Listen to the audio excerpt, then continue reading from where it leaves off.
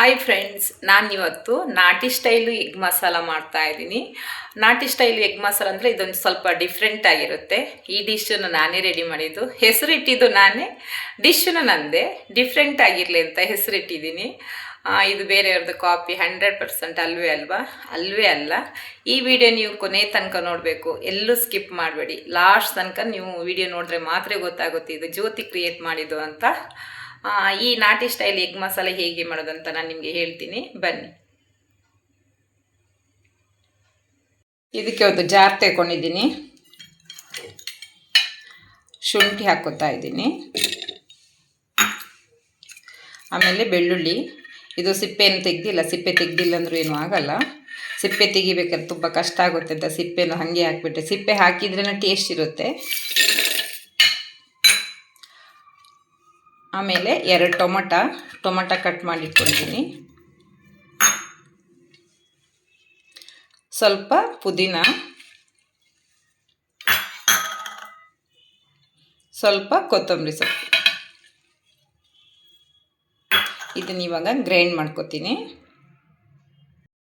ಇದು ಫುಲ್ಲು ರುಬ್ಕೊಂಡಿಲ್ಲ, ಸ್ವಲ್ಪ ರುಬ್ಕೊಂಡಿದ್ದೀನಿ. ಇವಾಗ ನಿಮ್ಗೆ ಎಷ್ಟು ಖಾರ ಬೇಕು ನೋಡಿಕೊಂಡು ಸ್ವಲ್ಪ ಮೆಣಸಿನ್ಕಾಯಿ ಹಾಕ್ಕೊಳ್ಳಿ. ನಾನು ಸ್ವಲ್ಪ ಖಾರ ಜಾಸ್ತಿ, ಒಂದು 7-8 ಮೆಣಸಿನ್ಕಾಯಿ ಹಾಕ್ಕೊಂಡಿದ್ದೀನಿ. ಆಮೇಲೆ ಸ್ವಲ್ಪ ಕಾಯಿ ತುರಿ, ತುಂಬ ಇಲ್ಲ, ಚೂರೇ, ಜಾಸ್ತಿ ಇಲ್ಲ. ಇವಾಗ ಇದಕ್ಕೆ ಸ್ವಲ್ಪ ನೀರು ಸೇರಿಸ್ಕೊಳ್ಳೋಣ. ನೀರು ಸೇರಿಸ್ಕೊಂಡು ಗ್ರೈಂಡ್ ಮಾಡ್ಕೊಂಡು ಇಟ್ಕೊತೀನಿ.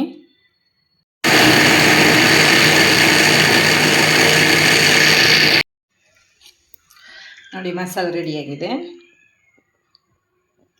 ಕಲರ್ಫುಲ್ಲಾಗಿ ಕಾಣಿಸ್ತಾ ಇದೆ ನೋಡಿ. ಈ ಕಡೆ ಕಡಾಯಿ ಇಟ್ಕೊಂಡಿದ್ದೀನಿ.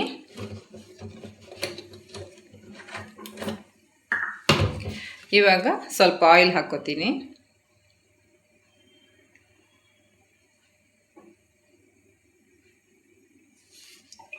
ನಿಮ್ಗೆ ಎಷ್ಟು ಬೇಕು ಅಂತ ನೋಡ್ಕೊಂಡು ಹಾಕ್ಕೊಳ್ಳಿ. ಒಬ್ರೊಬ್ರು ಆಯಿಲ್ ಜಾಸ್ತಿ ಯೂಸ್ ಮಾಡ್ತಾರೆ, ಒಬ್ರೊಬ್ರು ಸ್ವಲ್ಪ ಕಮ್ಮಿ ಯೂಸ್ ಮಾಡ್ತಾರೆ. ಆಯಿಲ್ ಸ್ವಲ್ಪ ಕಮ್ಮಿ ಯೂಸ್ ಮಾಡ್ಕೋಬೇಕು. ಒಂದೊಂದು ಡಿಶ್ಶಿಗೆ ಸ್ವಲ್ಪ ಆಯಿಲ್ ಜಾಸ್ತಿ ಬೇಕಾಗುತ್ತೆ.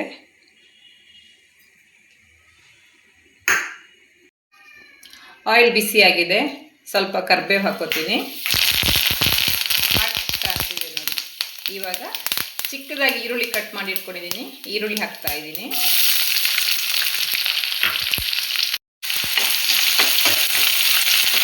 ಒಂದು 5 ನಿಮಿಷ ಬೇಕು ಈರುಳ್ಳಿ ಬೇಯಬೇಕಾದ್ರೆ. ಗೋಲ್ಡನ್ ಕಲರ್ ಬರಬೇಕು ಈರುಳ್ಳಿ.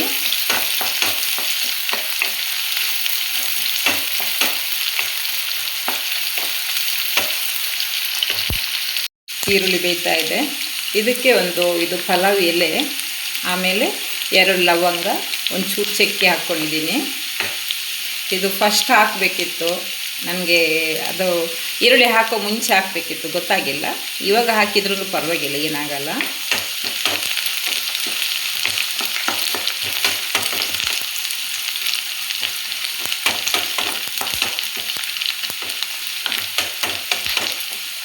ನಿಮಗೆ ನಾನು ಫಸ್ಟ್ ಹೇಳಿದ್ದೀನಲ್ವ, ಈ ಡಿಶ್ ನಾನೇ ರೆಡಿ ಮಾಡೋದು ಅಂತ.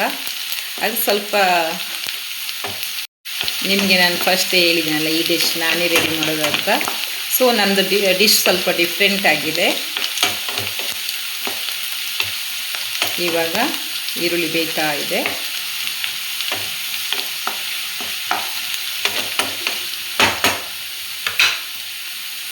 ಇಲ್ಲಿ ಮಸಾಲ ರೆಡಿ ಮಾಡಿದ್ದೀನಲ್ಲ, ಅದನ್ನು ಹಾಕ್ಕೋತಾ ಇದ್ದೀನಿ ಮಸಾಲನು.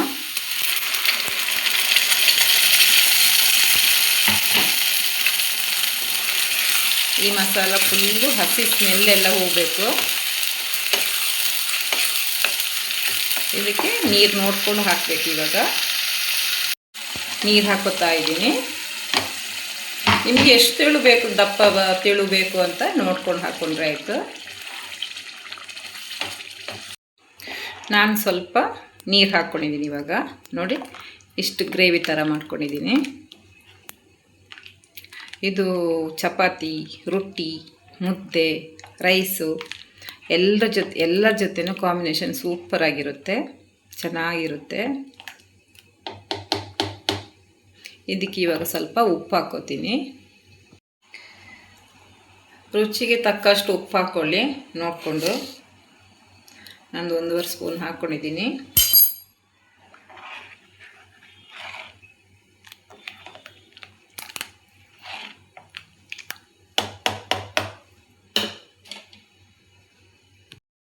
ಮಸಾಲ ಕುದಿ ಬರಬೇಕು. ಮುಚ್ಚಳ ಮುಚ್ತಾ ಇದ್ದೀನಿ.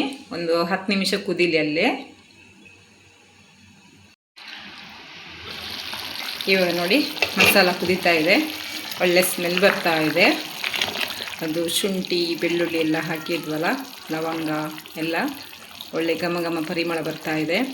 ಖಂಡಿತ ನೀವು ಒಂದ್ಸಲ ಈ ರೆಸಿಪಿನ ಮಾಡಿ ನೋಡಬೇಕು. ಇದು ನಾನೇ ಟ್ರೈ ಮಾಡಿದ್ದು. ಮೊಟ್ಟೆ ಒಡೆದು ಹಾಕ್ತಾ ಇದ್ದೀನಿ.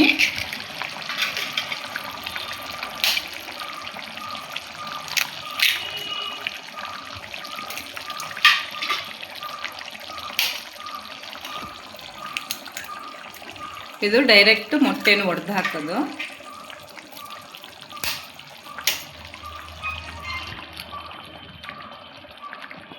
ಇವಾಗ ಮೊಟ್ಟೆ ಎಲ್ಲ ಒಡೆದು ಹಾಕಿದ್ದೀನಿ. 10 ಮೊಟ್ಟೆ ಹಾಕಿದ್ದೀನಿ. ನೋಡಿ ಇಲ್ಲಿದೆ 10 ಮೊಟ್ಟೆ ಒಡೆದು ಹಾಕಿದ್ದೀನಿ. ನಿಮ್ಗೆ ಎಷ್ಟು ಮೊಟ್ಟೆ ಬೇಕು ಅಂತ ನೋಡ್ಕೊಂಡು ಹಾಕ್ಕೊಳ್ಳಿ. ನಾನು ಸ್ವಲ್ಪ ಜಾಸ್ತಿ ಹಾಕಿದ್ದೀನಿ. ನಮ್ಮ ಮನೇಲಿ ಮೊಟ್ಟೆ ಸ್ವಲ್ಪ ಜಾಸ್ತಿ ತಿಂತಾರೆ. ಇದು ಮೊಟ್ಟೆ ಒಡೆದು ಹಾಕಿದ ಮೇಲೆ ಸೌಟಲ್ಲಿ ತಿರ್ಗಿಸ್ಬಾರ್ದು. ಅದು ಸ್ವಲ್ಪ ಹೊತ್ತು ಅಲ್ಲೇ ಗಟ್ಟಿಯಾಗಿ ಬಿಡಬೇಕು, ಇಲ್ಲಾಂದರೆ ಪುಡಿ ಪುಡಿ ಆಗುತ್ತೆ ಅದು ಮೊಟ್ಟೆಗೆ.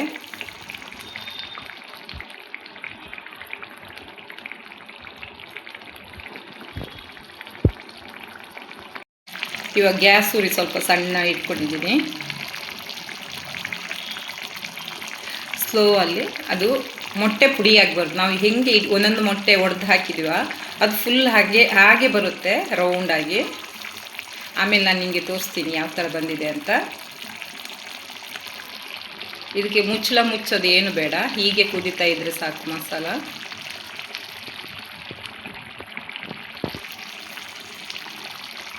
ನೋಡಿ ಎಗ್ ಮಸಾಲ ರೆಡಿ ಆಗ್ತಾ ಇದೆ. ಇದು ನಾನು ಏನು ಸೌಟು ಏನು ಹಾಕಿಲ್ಲ, ಎಗ್ ಹಾಕಿ ಹಾಗೆ ಬಿಟ್ಟಿದ್ದೆ. ನೋಡಿ ಇದು ಒಂದೊಂದು ಎಗ್ ಸಪ್ರೇಟ್ ಆಗಿರುತ್ತೆ, ಕಲಿಸ್ಬಾರ್ದು. ಕಲಸಿದ್ರೆ ಪುಡಿ ಆಗುತ್ತೆ, ಕಲಿಸ್ಬಾರ್ದು. ನೋಡಿ ಫುಲ್ಲು ಒಂದೊಂದು ಮೊಟ್ಟೆ ಸಪ್ರೇಟ್ ಆಗಿದೆ ನೋಡಿ.